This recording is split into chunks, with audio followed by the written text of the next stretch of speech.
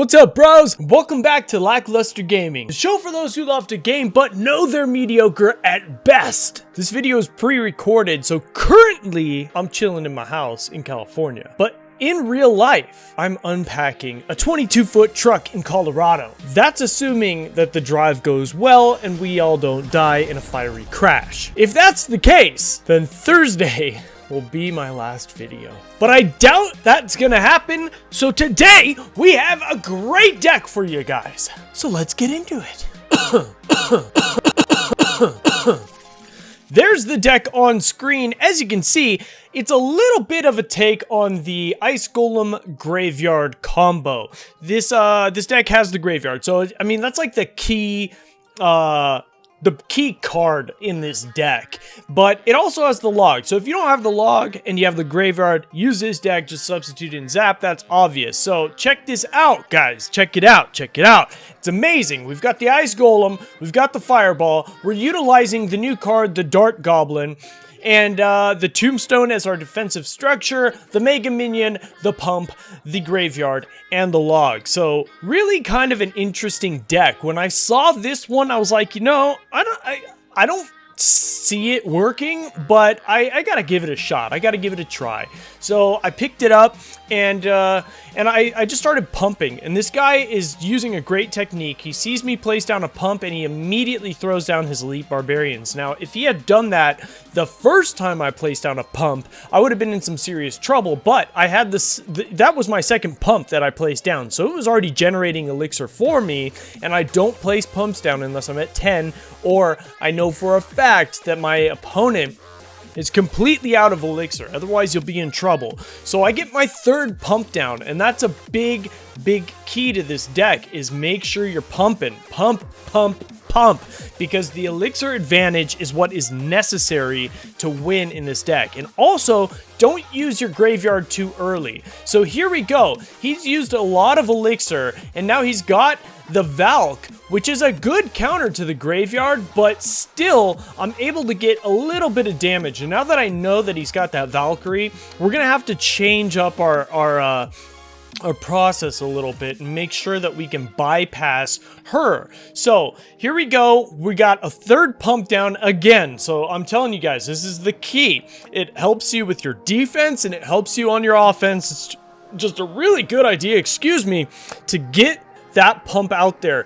This guy's got a Hog Rider deck, so he should be able to sneak some stuff in on me, and he's using the Hog Rider and the Elite Barbarians, but luckily he's got the Witch and the Wizard and the Valkyrie. All of those cards, we got 2 cards that are 5 elixir and 1 card that's 4 elixir, so he's not going to be able to outcycle me at all. In fact, it's the opposite way, or the other way around. Because I've got so many pumps, I'm going to be able to outcycle him, and now he's put that Valkyrie down. I'm able to log out that Valkyrie, and now I've got my Mega Minion, I've got my Dart Goblin. They get on the tower, I fireball just to kill it off, and there you go.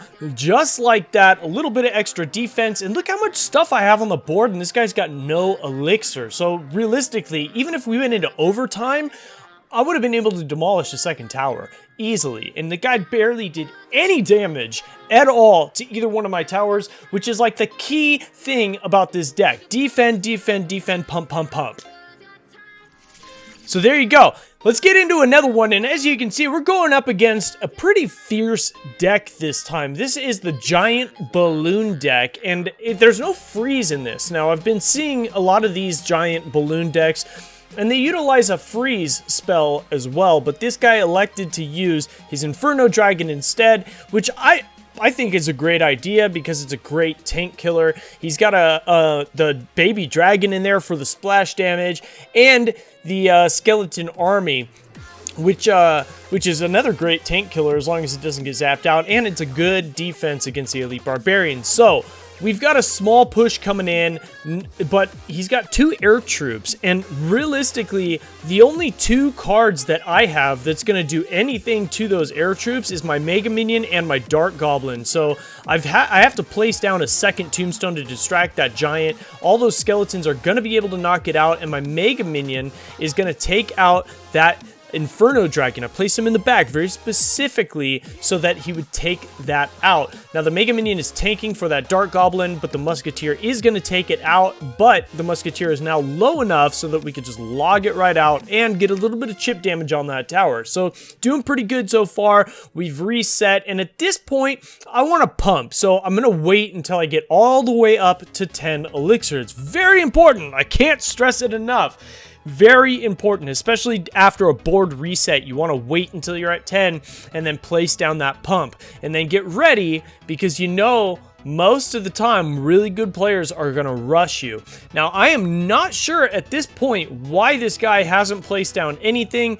Obviously, I mean, he must have been sitting at 10 elixir, so that's why I'm placing down the pump. I placed down my tombstone. I'm using my my ice golem to tank for that Mega Minion so that we can take out that Inferno Dragon and save our tombstone.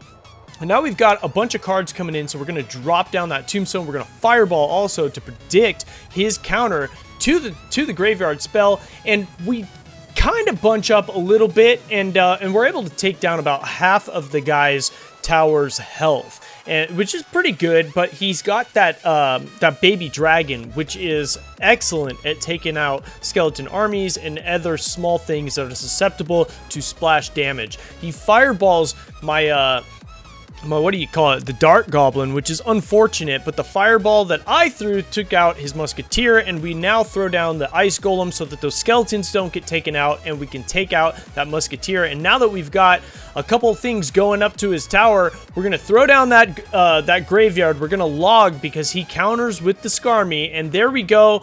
That baby dragon again was able to take out all the skeletons that have accumulated around that tower, and we're back to the same push. This guy just keeps doing the same push over and over again. No matter how often it doesn't work for him, he just keeps trying the same thing, and my push is pretty much the same all the time. We're gonna pull that balloon over.